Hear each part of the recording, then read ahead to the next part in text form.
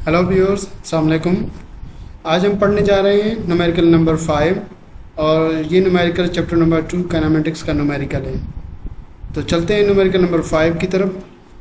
Numerical number 5 में क्या information दी हुई है, क्या हमसे पूछा जा रहा है? At what angle the range of projectile become equal to the height of projectile. At what angle, किस एंगल पर प्रोजेक्टाइल की जो रेंज है वो क्या होगी?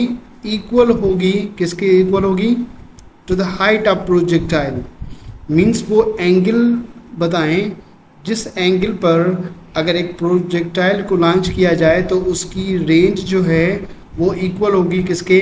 उसकी हाइट के बराबर होगी। हम इसको यूँ समझें कि लेट सपोज कि हमारे पास ये एक्स एक्सिस है, ठीक है, ये वाई एक्सिस है, ओके।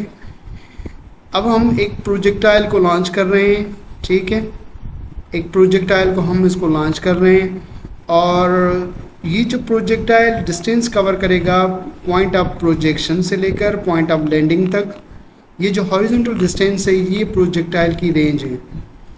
और प्रोजेक्टाइल सबसे पहले तो वो वर्टिकल डिस्टेंस कवर करेगा, लेकिन एक ऐसी पॉइंट आएगी जहाँ पे उसकी वर्टिकल वेलोसिटी जो है वो क्या आएगी? ज़ीरो आएगी। उसके बाद वो दोबारा डाउनवर्ड डायरेक्शन में क्या करेगा? मूव करेगा। जिस पॉइंट पर उसकी वर्टिकल वेलोसिटी ज़ीरो है उस पॉइंट पर प्रोजेक्टाइल ने क्या कवर किया है? मैक्सिमम हाइट कवर की है। अब हमसे ये पूछा जा रहा है कि वो एंगल बताएं जिस एंगल पर प्रोजेक्टाइल की ये जो हाइट है और ये रेंज, ये दोनों क्या होंगी? बराबर होंगी। वो एंगल हमें बतानी है, ठीक है। आई होप कि ये आपको न्यूमेरिकल समझ में आ गया होगा कि इस न्यूमेरिकल में हमसे क्या पूछा जा रहा है। तो चलती हैं इसके सॉल्यूशन की तरफ। As we know that the range of projectile is v naught square upon g sine 2 theta. हमें रेंज का फार्मूला तो ये पता है। अब हाइट का हम देखें कि प्रोजेक्टाइल की जो हाइट है वो v naught square upon 2g sine theta. अब प्रोजेक्टाइल की जो हाइट है वो और रेंज जो है उसकी कंडीशन हमें क्या मिली हुई है कि दोनों जो है वो क्या होंगे? इक्वल है। तो हमें हमारे पास जो कंडीशन है वो range of projectile is equal to the height of projectile, ये कंडीशन प्रोवाइडेड है इस न्यूमेरिकल के अंदर। तो रेंज हमारे पास ये फार्मूला रखें और ये इक्वल, और फिर हमें किसका फार्मूला रखना है? ये हाइट का फार्मूला ये वाला हमें रखना है। तो हमारे पास किसके बराबर हो जाएंगे? V naught square upon g 2 sine theta sine 2 theta and v naught square upon 2g sine square theta. अब इसमें v naught square theta speed है, ठीक है। ये इस साइड जो है इक्वल की इस साइड है, तो इसको अगर इक्वल की इस साइड लेके जाएंगे तो ये डिवाइड में आ जाएगा। तो जब ये वी नॉट स्क्वायर डिवाइड में होगा तो ऊपर वाला वी नॉट स्क्वायर और नीचे वाला वी नॉट स्क्वायर यहाँ पे कैंसिल हो जाएंगे।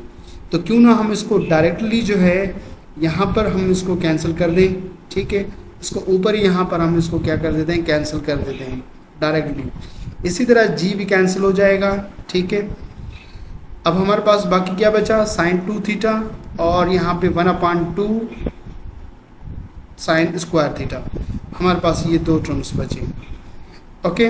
तो नेक्स्ट में हमें क्या करना है? नेक्स्ट में हमने इस फैक्टर को सॉल्व करना है ट्रिग्नोमेट्री फंक्शन के मुताबिक। ये साइन 2 थीटा जो है वो बराबर है 2 साइन थीटा और कॉस थीटा।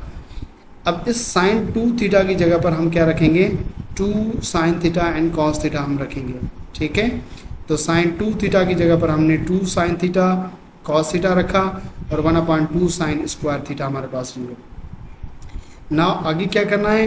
आगे हमें ये करना है कि ये जो 2 डिवाइड में ये इक्वल की इस साइड आएगा तो इस वाले 2 के साथ क्या आएगा? मल्टीप्लाई में होगा, जैसे हमने यहाँ पे रखा।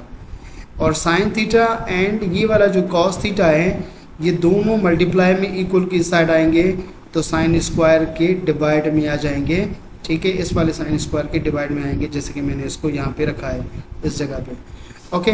ये साइन स्क्वायर थीटा और यहाँ पे साइन थीटा, तो एक साइन यहाँ पे कैंसिल हो जाएगा, ऊपर बचेगा सिर्फ और सिर्फ एक साइन थीटा बचेगा। और ये 2 × 2 हो जाएंगे 4। तो 4 is equal to sine theta divide by cos theta. Sine theta divide by cos theta ये ट्रिग्नोमेट्री फंक्शन में बराबर है tan थीटा के, ठीक है। तो साइन थीटा अपान, ठीक है, sign theta divide by cos theta बराबर किसके है, टेन थीटा के बराबर है। ओके, तो इस पूरे टर्म की जगह पर हमने क्या रखा, मैंने ये सिर्फ और सिर्फ टेन थीटा मैंने रख दिया। ओके, सो हमारे पास जो है 4 is equal to tan theta हमें ये मिल गया। इसको हम थोड़ा सा यूँ भी कर लिख सकते हैं कि tan theta is equal to 4, इस तरह भी हम इसको लिख सकते हैं। ओके, नाउ टेन थीटा, अब टेन को जब इक्वल की इस साइड लेकर जाएंगे तो टेन के ऊपर पावर इधर +1 है, ठीक है। जब ये इस तरफ मूव करके इक्वल की इस साइड आएगा तो टेन इनवर्स हो जाएगा, तो बाकी बचेगा theta is equal to tan inverse 4, और टेन इनवर्स 4 की जो वैल्यू है वो हमारे पास क्या है, वो वैल्यू है 75.96 डिग्री।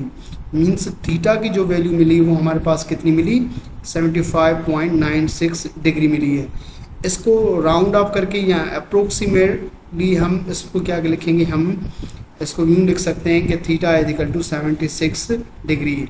हमें ये वो एंगल मिली है, ये वो एंगल है जिस पर रेंज प्रोजेक्टाइल की और हाइट जो है वो दोनों बराबर आएंगी। रेंज और हाइट दोनों बराबर कैसे आएंगी, हाइट तो ऊपर की डायरेक्शन में, अपवर्ड डायरेक्शन में, और रेंज हॉरिजॉन्टल एक्सिस पे कैसे बराबर आएगी, मैग्नीट्यूड बराबर आएगा। आप इसको मैग्नीट्यूड समझ लें कि यहाँ पे जो रेंज और हाइट का जो मैग्नीट्यूड बराबर आएगा प्रोजेक्टाइल का, वो किस एंगल पर आएगा, वो 76 डिग्री पर जब हम प्रोजेक्टाइल को लॉन्च करेंगे, ठीक है। एंगल कितनी होनी चाहिए, 76 डिग्री पर हम लॉन्च करेंगे तो ये हॉरिजॉन्टल रेंज और ये वर्टिकल हाइट, ये दोनों प्रोजेक्टाइल की क्या आएंगी, बराबर आएंगी। ओके, आई होप कि ये न्यूमेरिकल आपको समझ में आ गया होगा।